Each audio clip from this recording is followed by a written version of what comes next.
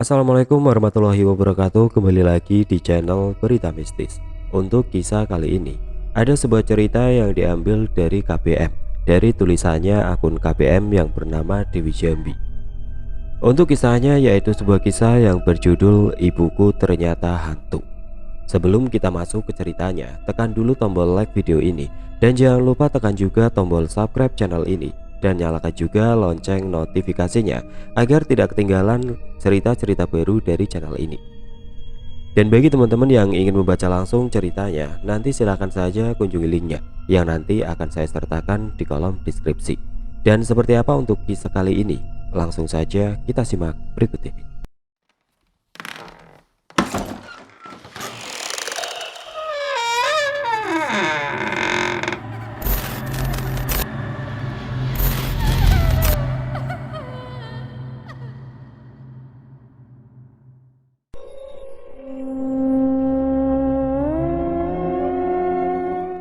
Marni, seorang ibu beranak empat, harus rela kehilangan nyawa dan harga dirinya. Di tengah malam, Marni diperkosa dan dibunuh sewaktu akan berangkat belanja untuk warungnya. Walau ia memohon, tapi dua orang begal tidak juga ibah. Jiwa Marni tidak tenang. Ia tidak bisa meninggalkan keempat anaknya yang masih butuh ibunya. Setiap malam, ibu yang sudah menjadi hantu selalu datang dan mengurus anaknya. Bagaimanakah nasib Marni dan anak-anaknya? "Kak, ibu pergi belanja dulu. Tolong kakak jaga adik-adik ya kak," perintah ibu sebelum menstarter motor metiknya. Ibu menatapku dengan lembut. Senyumnya tersungging manis untukku. Sebuah lambaian diberikan ibu sebelum ia benar-benar hilang di telan kegelapan malam. Dia ibuku, wanita parubaya yang berperawakan tinggi, tidak terlalu gendut dengan kulit putih membalut tubuh. Wajahnya masih terlihat cantik dan menarik di usianya yang menginjak 45 tahun. Ibu seorang yang ulet dan pekerja keras, tegas, tetapi sangat mencintai semua anaknya dan suami. Di pertengahan malam seperti ini, ketika waktu menunjukkan pukul 2 dini hari, ibu selalu ke pasar untuk membeli sayur, lauk, dan barang-barang untuk warungnya esok pagi. Namun ada yang aneh dari diri ibu hari ini. Ibu nampak murung, tidak seperti biasanya. Sifatnya yang ceria seolah sirna. Entah kenapa wajah ibu tampak lebih bersinar. Aku Widya, anak tertua dari 4 bersaudara. Ibuku seorang ibu rumah tangga biasa yang membuka warung di depan rumah untuk membantu perekonomian keluarga. Ayahku seorang salesman yang kadang bertugas keluar daerah. Usiaku saat ini 17 tahun. Di usiaku yang remaja ini, di saat teman-temanku yang lain bisa bebas bermain, tetapi tidak dengan diriku. Hari-hariku hanya mengurus adik-adik dan membantu pekerjaan ibu di rumah. Tapi aku tidak pernah mengeluh. Ada rasa bahagia ketika bisa meringankan tugas ibu. Ibu tidak pernah marah. Ia selalu tersenyum walaupun dalam keadaan lelah. Itu sebabnya aku dan ketiga adik-adikku selalu kompak untuk bekerja sama agar ibu tidak kelelahan. Kami tidak ingin ibu sakit, sedangkan ia harus mengurus kami selagi ayah mencari nafkah di daerah lain. Kututup segera pintu begitu ibu sudah tidak terlihat. Dalam hati berdoa semoga ibu selamat dimanapun ia berada. Walau di hati terselip rasa khawatir yang amat sangat, namun segera aku tepis pikiran itu. Ibu pasti baik-baik saja. Di tengah kegelapan malam, seorang ibu dengan gagah berani memacu motornya membelah kegelapan malam. Ia tidak peduli dingin malam menyelimuti perjalanannya. Pandangan matanya fokus ke jalan yang dilaluinya. Ia hanya ingin cepat sampai di pasar, berbelanja dan segera pulang. Ia takut meninggalkan anaknya berlama-lama. Ia takut terjadi hal buruk kepada 4 orang anaknya. Di tengah konsentrasinya mengendarai motor metiknya, tiba-tiba ia dikagetkan dengan seberkas sinar yang tampak dari kaca spion motornya. Sinar itu melesat mengikuti laju motornya. Hati si ibu yang bernama Marni itu mulai tidak enak. Sinar itu kian mendekat dan mulai terlihat jelas, yang ternyata sinar dari lampu motor. Motor itu ditunggangi 2 orang lelaki parubaya. 2 lelaki itu tertawa menggoda Marni ketika motor mereka berpapasan. Tampak dengan jelas 2 lelaki itu mempunyai maksud buruk terhadap Marni. Marni ketakutan menyadari adanya bahaya yang sedang mengintainya. Ia kemudian mempercepat laju kendaraannya untuk menghindari 2 lelaki yang mengincarnya itu. Kebut-kebutan di jalanan tidak terelakkan. Jalanan berlubang pun dilaluinya. Motor Marni menghentak hebat begitu memasuki lubang besar yang cukup dalam. Brak! Marni jatuh dan terpental di aspal. Kepala dan lengannya robek, mengeluarkan banyak darah segar. Ia mengadu kesakitan, berusaha sekuat tenaga bangkit, tetapi tubuhnya sulit digerakkan.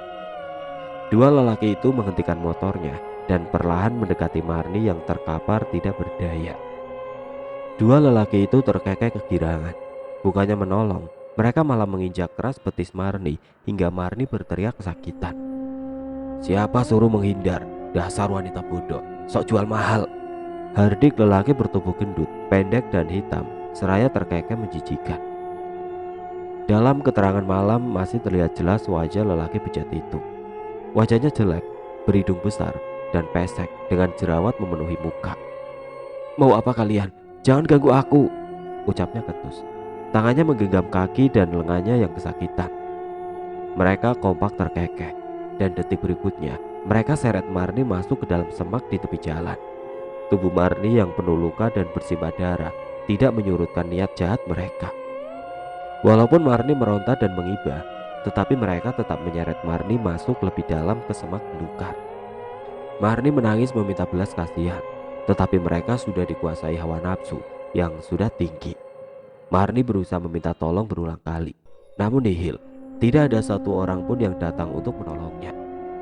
Suasana hening dan sepi, hanya terdengar deru nafas penuh nafsu dari kedua lelaki bejat yang bersaut-sautan. Baju Marni dibuka paksa, terkoyak seperti harga dirinya yang direnggut. Wanita itu berontak sekuat tenaga, tetapi dengan mudah terkalahkan. Kedua lelaki itu dengan bebas menjamah dan menghancurkan mahkota kesucian yang ia jaga untuk suami tercinta. Mereka bergantian menjamah dan menikmati tubuh Marni sesuka hati dengan ganas dan beringas. Peluru berjatuhan di tubuh Marni yang sudah tidak memakai selembar benang pun.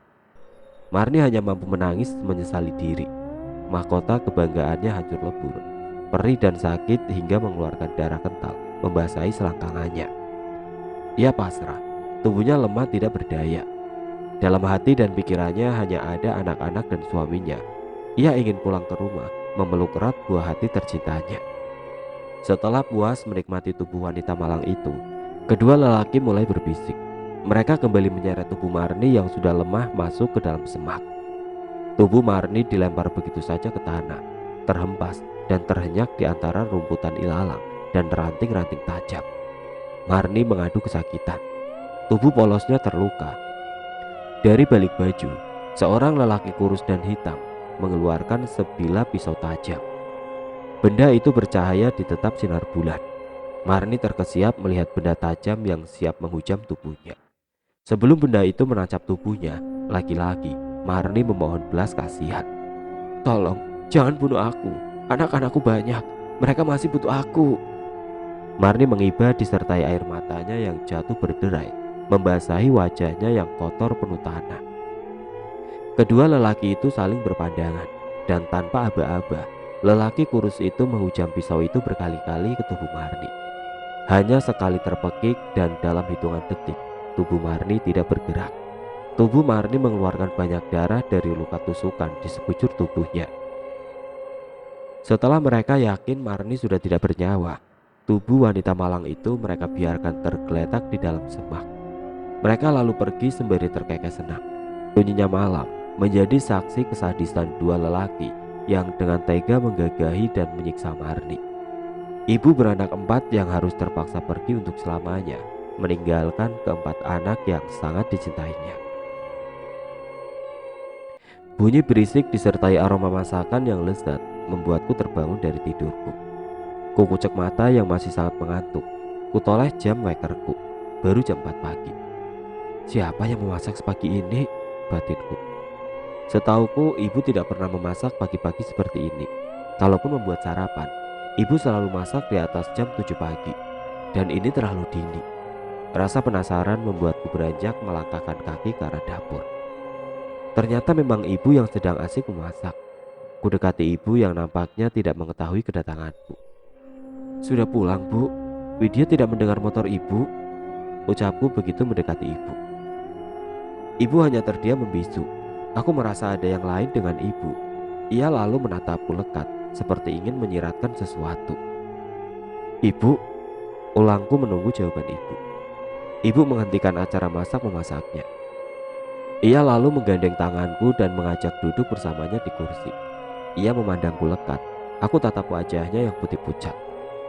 Wait, ibu ada permintaan untukmu. Bisakah ibu mempercayainya? Tanya ibu dengan mimik yang berubah serius. Ada apa, Bu?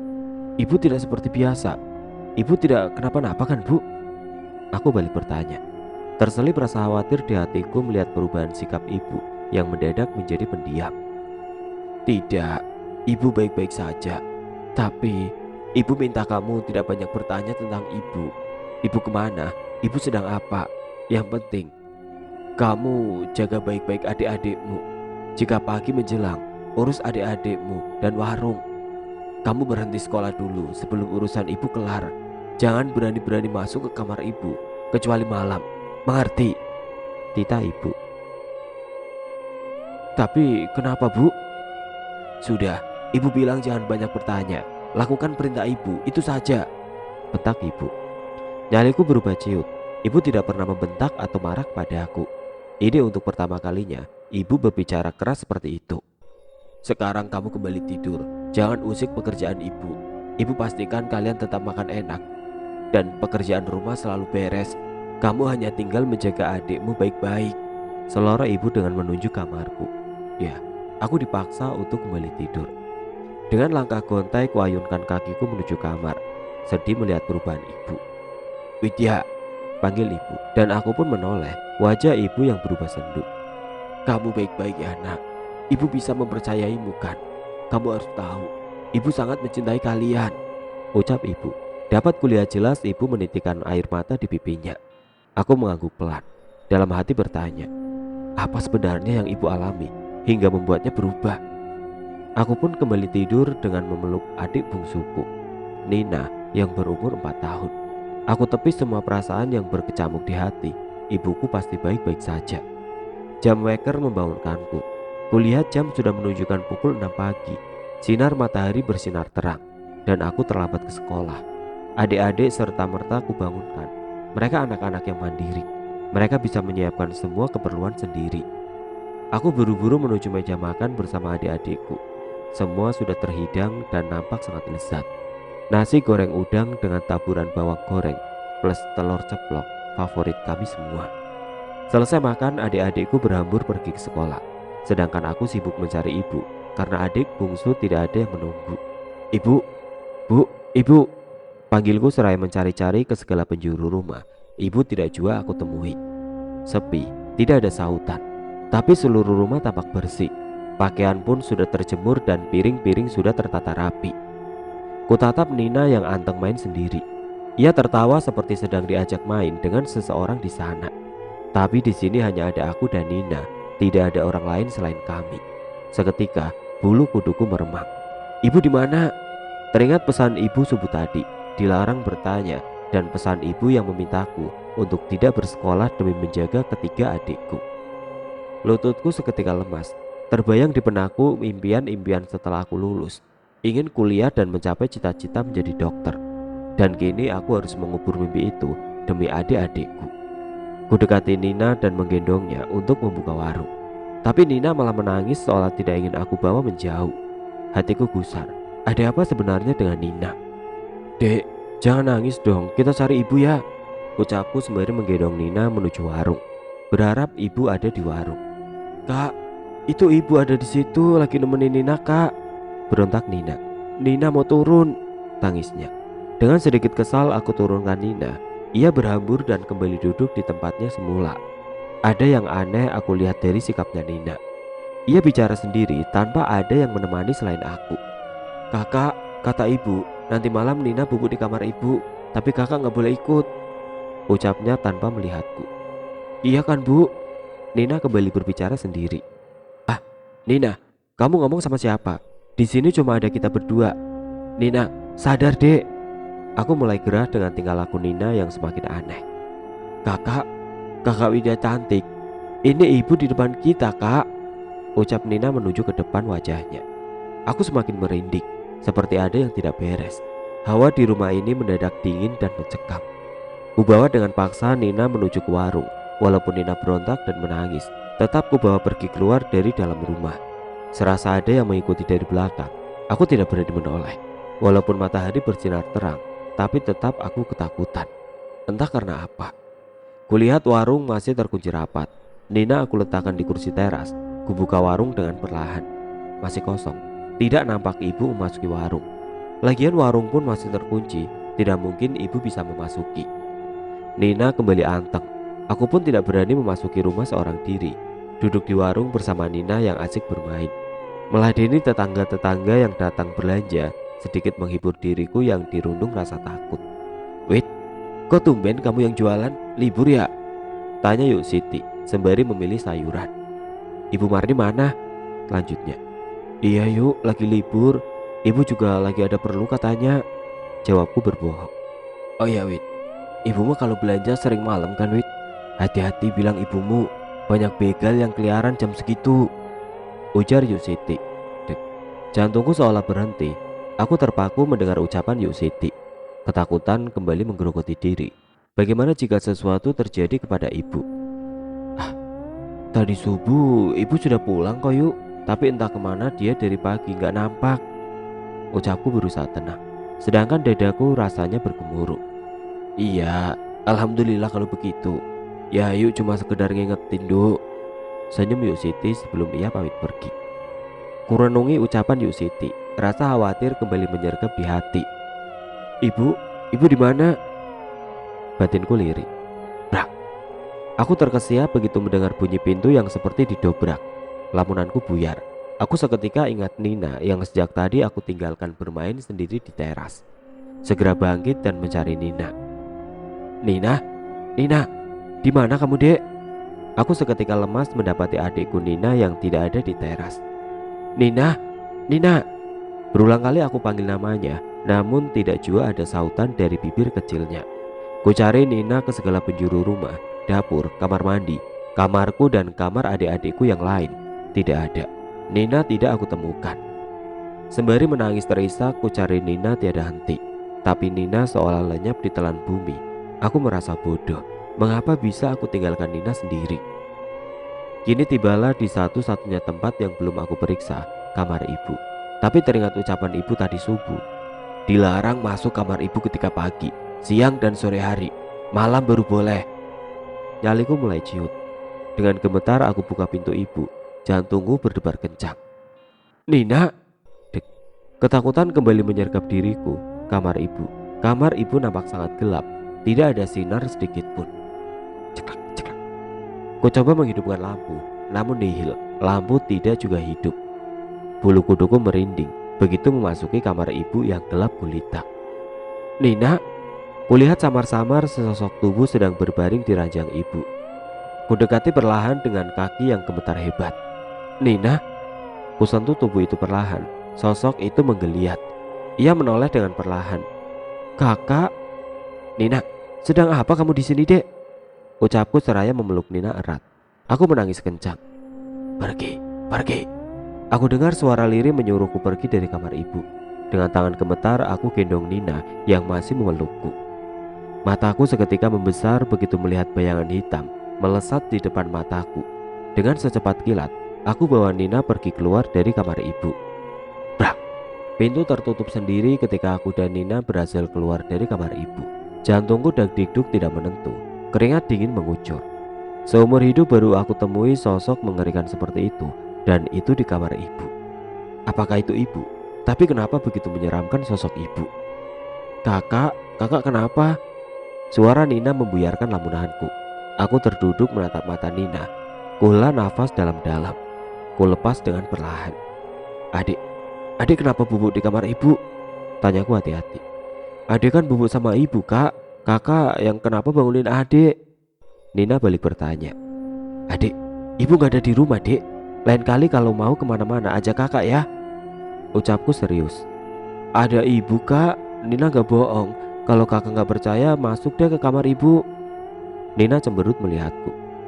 Rasa penasaran menelusup relung hatiku. Dengan tangan gemetar kembali aku buka pintu. Terkunci.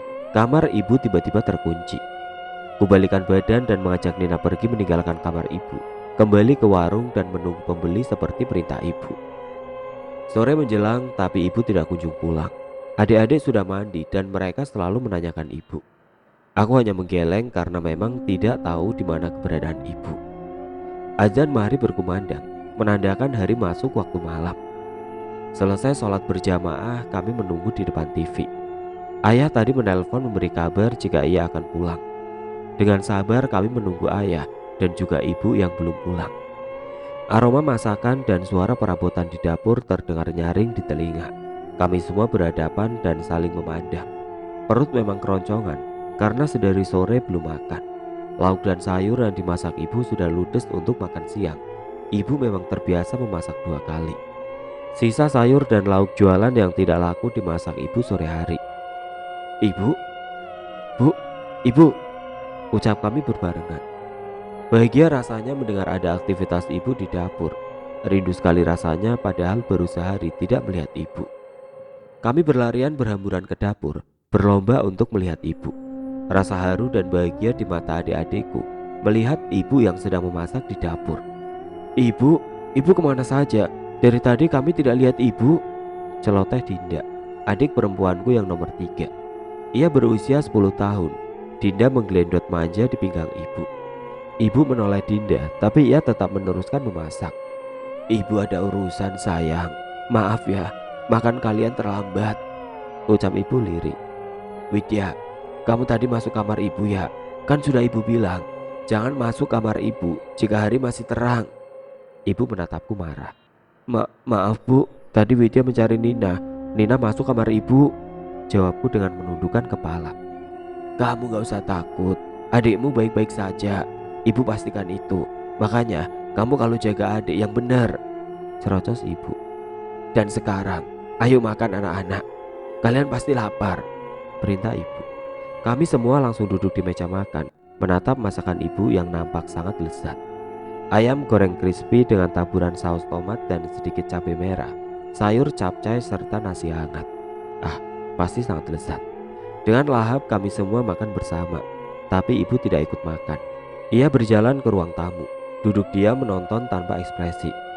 Wajah ibu nampak pucat. Setiap dekat ibu, wangi melati selalu menemani, membuat aku terkadang merinding. Selesai makan, aku beserta ketiga adikku duduk menemani ibu sembari menunggu ayah pulang. Ibu jarang bicara. Ia banyak terdiam, sungguh sangat berbeda dengan ibu yang biasa. Assalamualaikum, ayah pulang. Suara ayah terdengar dari balik pintu.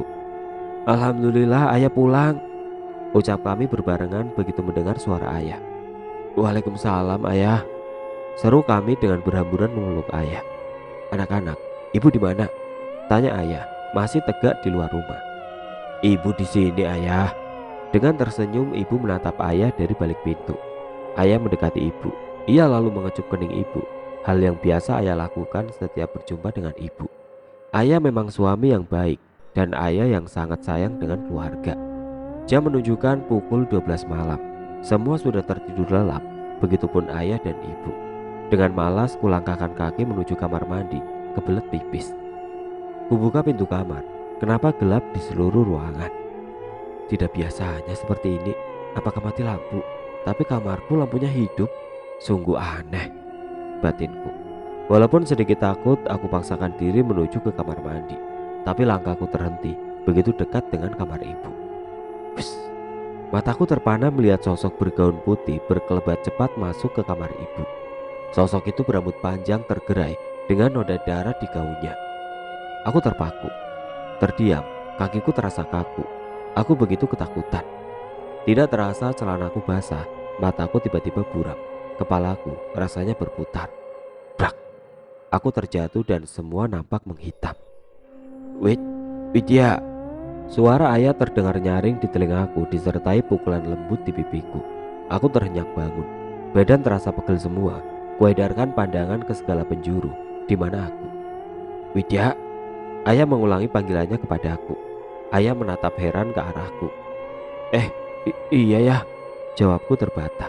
Kamu kenapa tidur di sini? Mana bau pesing lagi? Seru ayah dengan menutup hidungnya.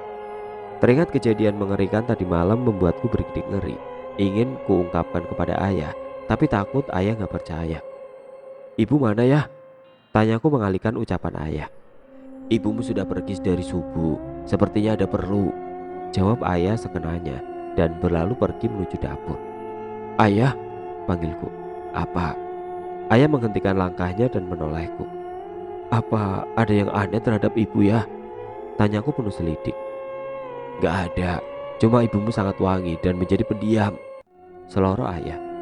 "Nah kan, aku yakin sekali ada yang tidak beres dengan ibu. Apa ibu selingkuh?" batinku. Prang! Tiba-tiba terdengar suara piring pecah. Aku dan ayah saling berpandangan. "Bukan ayah," ucap ayah cepat. "Lantas siapa ya?" tanyaku. "Mungkin tikus," jawab ayah cuek. "Ya udah, kamu mandi Wid. Kamu dan adik-adikmu mau sekolah kan?" tita ayah. "Enggak ya, Widya nggak sekolah lagi." Aku menggeleng pelan. "Nah, kenapa? Kamu ada masalah di sekolah?" selidik ayah dengan tatapan marah. "Enggak ya, ibu yang menyuruh Widya berhenti sekolah dan menjaga adik-adik serta warung di rumah." Aku membela diri. "Memangnya ibumu kemana?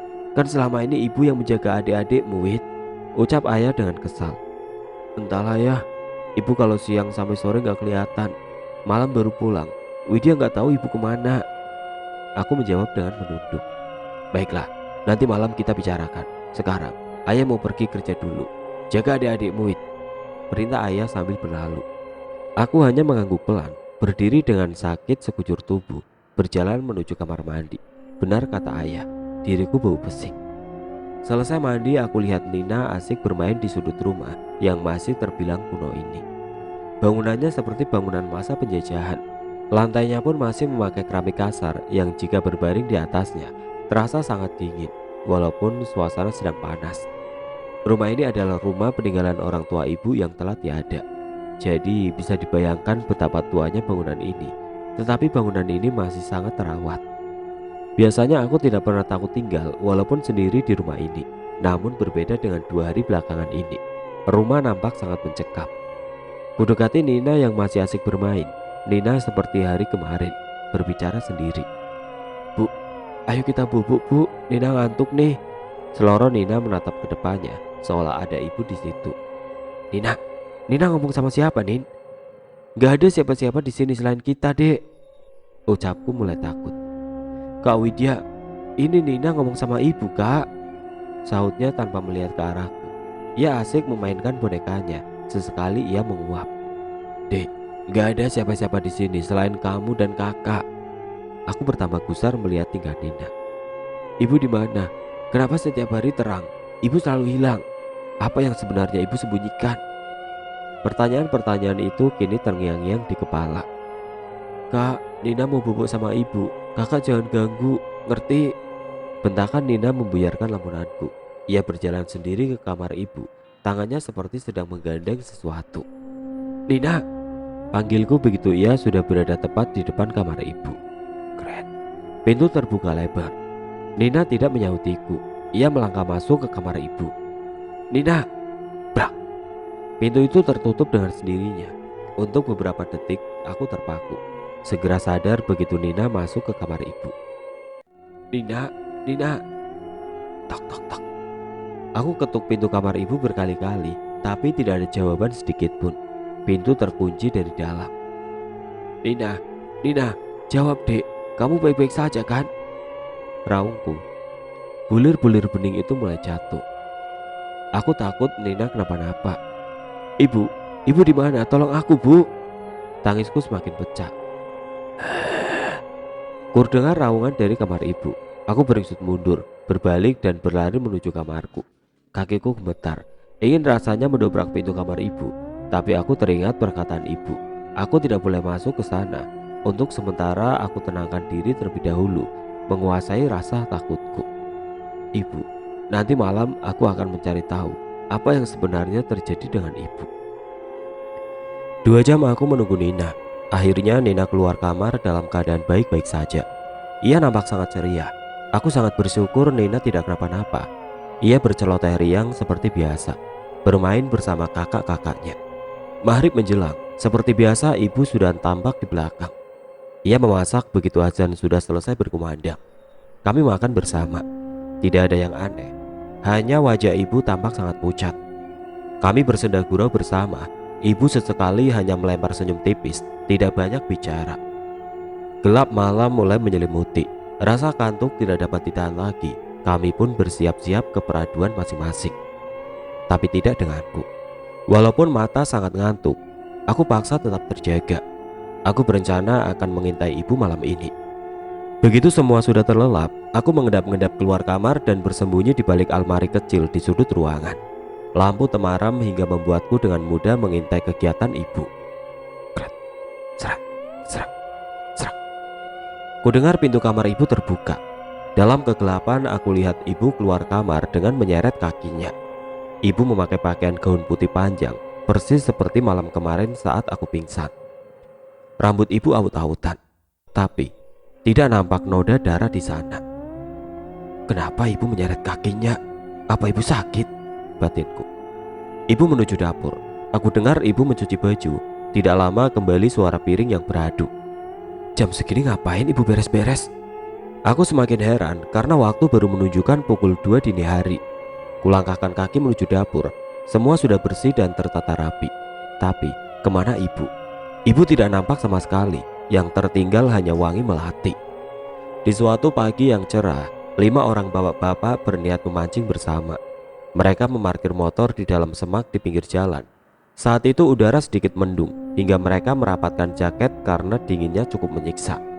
Mereka dengan semangat masuk ke dalam semak karena sungai yang mereka tuju berada cukup jauh dan itu harus melewati semak belukar di sepanjang perjalanan. Setelah berjalan kurang lebih 10 menit, indera penciuman mereka dikejutkan dengan bau bangkai yang amat sangat. Awalnya mereka mengira itu adalah bau tikus yang kebetulan sudah menjadi bangkai. Namun semua itu terbantahkan ketika salah satu dari bapak-bapak yang bernama Kosim itu melihat baju wanita yang sudah terkoyak-koyak tidak jauh dari mereka. Mereka pun saling berpandangan. Merasa ada yang tidak beres, mereka lalu, "Sim, apa itu Sim?" tanya Tejo dengan menunjuk lembaran baju yang terkoyak di antara rumputan. "Itu kayaknya baju perempuan, ayo kita tengok." Teman-temannya yang lain mengangguk serentak. Perlahan tapi pasti, bapak-bapak itu melangkah menuju baju yang letaknya tidak jauh dari tempat mereka berdiri. Kaki-kaki mereka menginjak ranting dan rumputan sekitar.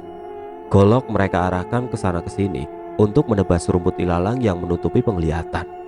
Kosim mengangkat baju itu dengan sebuah ranting. Matanya memperhatikan dengan seksama. "Jok, ada darahnya, Jok." "Waduh, yang punya kemana?" "Tejo, Kosim, ada celana juga di sini," saut Diman seraya melambai-lambai. Iya, tapi pada nyium bau bangkai gak sih kalian?" ucap Kosim dengan menutup hidung. Oh, baunya nyengat banget ini," mereka serentak menjawab. Mata mereka mencari-cari ke sekitar. Golok Kosim melayang ke sana ke sini, membuka jalan yang tertutup ilalang tinggi. Matanya tiba-tiba membesar. Tidak sengaja kakinya tersandung sesuatu. "Brok! Ah, kawan-kawan, tolong aku!" teriaknya kuat. Matanya membulat sempurna melihat apa yang disandungnya. Serta-merta ia menutup hidung karena bau menyengat yang menusuk indera penciumannya. Bapak-bapak saling berpandangan. Mereka lalu berhamburan menyusul Kosim. "Astagfirullah," ucap mereka berbarengan. Nampaklah di mata mereka sesosok perempuan yang tidak memakai selembar benang pun dalam keadaan terbujur kaku. Badan sudah membiru dan dikerubuti belatung. Tubuhnya sudah tidak utuh. Sebagian telah mengelupas dan hampir terlihat tulang. Masih terlihat jelas bekas darah yang mengering di sekitar jasadnya dan tusukan benda tajam di tubuh perempuan malang itu. Bapak-bapak lari tunggang langgang. Alat pancing dan golok melayang, terlempar entah kemana. Mereka berteriak minta tolong dan mencari bantuan. "Tolong, ada korban pembunuhan!" teriak mereka serentak. Di sudut desa, tepatnya di warung remang-remang, berkumpullah sekelompok bapak-bapak parubaya yang sedang bercengkrama. Mereka tertawa sambil bermain gaple dan kartu. Minuman tuak dan bir tidak luput dari cengkraman mereka. Wanita-wanita muda dengan pakaian seksi ikut menemani. Tawa mereka bersaut-sautan di tengah keremangan malam, seolah hidup mereka pasti lama. Begitupun dengan Warjo dan Maman. Dua lelaki laknat yang baru saja menyiksa dan membunuh Marni, wanita malang yang jadi pemuas nafsu dengan keterpaksaan. "War, lu takut gak kalau ibu tadi jadi hantu?" bisik Maman. Dalam hatinya Maman mulai takut. "Alah, lu penakut Man. Kalau udah jadi mayat, ya gak usah takut lah. Mana ada hantu," jawab Warjo Jumawa. Warjo yang bertubuh gempal dan pendek itu tertawa mengejek Maman. "Balik ya War, gue capek banget nih," ajak Maman. "Samalah gue juga," saut Warjo dan melangkah pergi mengikuti Maman dari belakang. Maman bersiap menstarter motor bututnya dan Warjo duduk di belakang. Motor melaju pelan karena Maman masih dalam pengaruh alkohol dan kepalanya sedikit pusing. Suara deru motor melintasi jalan setapak desa. Suasananya gelap karena bulan tidak menampakkan dirinya. Lampu penerangan pun tidak ada. Maman hanya mengandalkan lampu motor bututnya. "Maman, Man." Maman menghentikan laju motornya. Warjo celingak-celinguk keheranan. "Ngapain lo Man? Jangan main-main deh. Tempatnya serem ini." Warjo menepuk pundak temannya. Ia mulai merinding ketakutan karena Maman menghentikan motornya tepat di depan komplek pemakaman. Gundukan tanah dan deretan nisan membuat Warjo bergidik ngeri. Angin semilir yang menggoyangkan pohon-pohon tinggi membuat Warjo ingin berlari. "Man!" teriaknya lagi. Maman tersentak kaget. Ia lalu menoleh Warjo yang menatapnya penuh rasa takut. "Apaan sih War?" sautnya kesal. "Lu yang apaan? Ngapain berhenti di kuburan? Serem tahu," sungut Warjo. "Ah?" Maman mengedarkan pandangannya. Ia terkesiap melihat deretan gundukan dan nisan di hadapannya. "Kok kita di sini sih War?" tanyanya polos. Belum sempat Warjo menjawab, mereka dikejutkan dengan bunyi benda yang terjatuh. Suara benda itu tidak jauh dari arah mereka. Mereka saling berpandangan. Seketika mata mereka membulat sempurna. Tampak tidak jauh dari hadapan mereka, sosok bergaun putih dengan rambut terurai panjang melambai ke arah mereka. Ia tegak tepat di bawah pohon kamboja yang sedang berbunga di area makam. "Warjo, Maman," panggil sosok itu pelan. Matanya melotot marah dengan lingkaran hitam di sekitar mata. Wajahnya putih pucat tersenyum mengerikan. Dengan tubuh yang gemetar disertai peluh yang mengucur, Maman dan Warjo. "Man, itu apaan Man?" ucap Warjo dengan kaki gemetar. Peluh membasahi wajahnya. "War, kuntilanak itu War." Tanpa sadar celana Maman basah. Ia ngompol di celana. "Maman, Warjo, kemari, temani aku malam ini." Suara wanita itu lirih tapi terdengar jelas di telinga Maman dan Warjo. Wanita itu berjalan lambat menuju ke arah mereka. Angin yang semilir kadang menyibak gaun panjangnya yang putih, namun banyak noda darah. Tampak dalam keremangan malam kaki wanita itu melayang dengan warna putih pucat. Warjo dan Maman menggigil ketakutan. "Man, cepat hidupi motornya, Man. Bisa-bisa nyawa kita melayang, Man," seru Warjo dengan tepukan keras di punggung Maman. "Iya sabar, ini juga lagi aku engkol." Berulang kali Maman mengengkol motornya, tetapi tidak juga bisa dihidupkan. Sedangkan wanita itu terus mendekat dengan sunggingan senyum mengerikan di bibirnya. Matanya bulat melotot dengan lingkaran hitam mengelilingi. Rambutnya tergerai aut-autan. Semakin mendekat, tercium aroma bangkai yang menyengat. "Man, lari Man," Warjo memberi instruksi.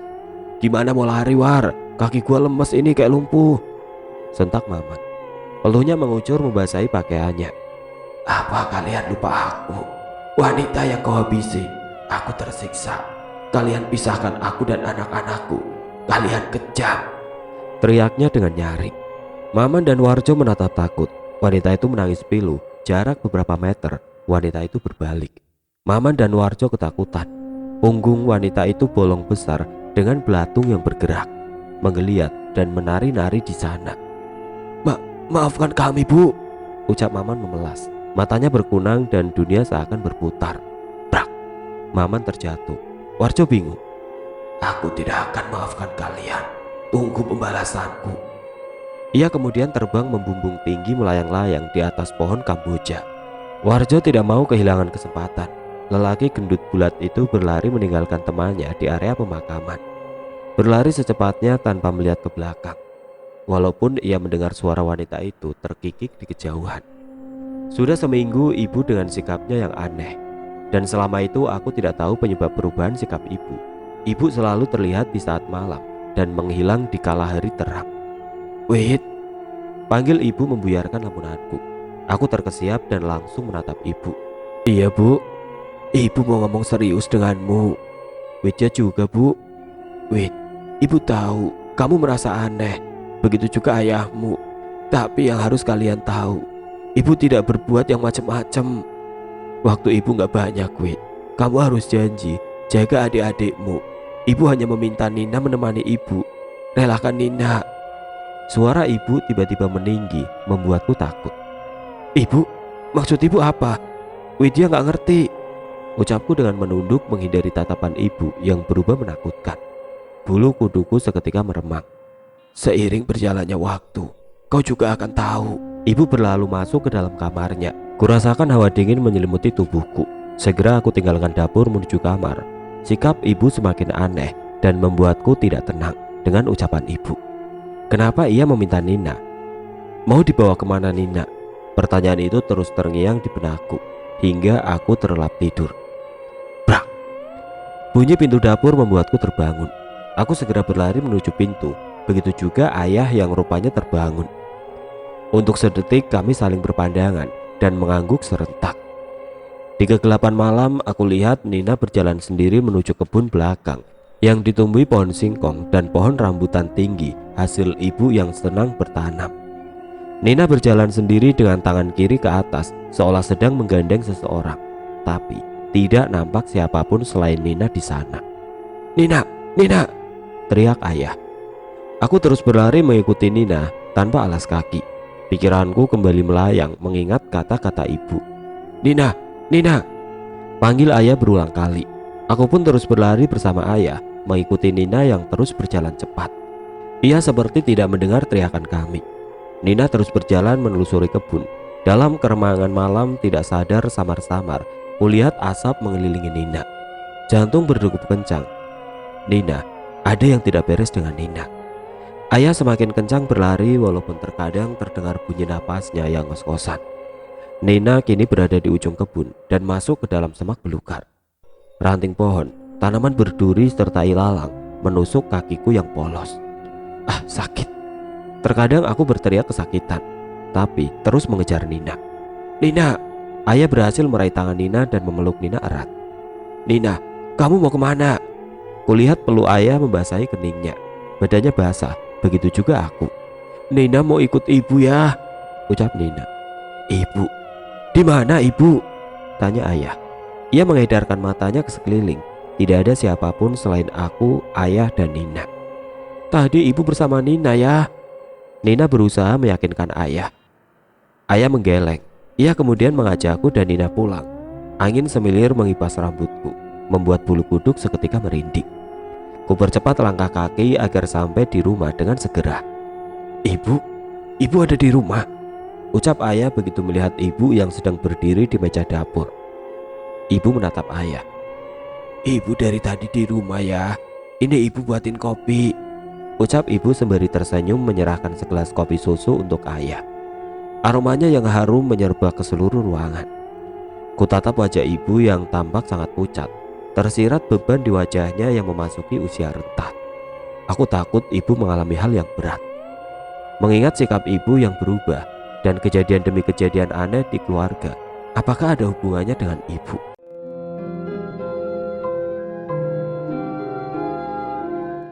Oke teman-teman, sampai di sini dulu ceritanya. Nantikan kelanjutan kisah ini di video berikutnya. Agar tidak ketinggalan, klik tombol subscribe channel ini dan nyalakan lonceng notifikasinya. Wassalamualaikum warahmatullahi wabarakatuh.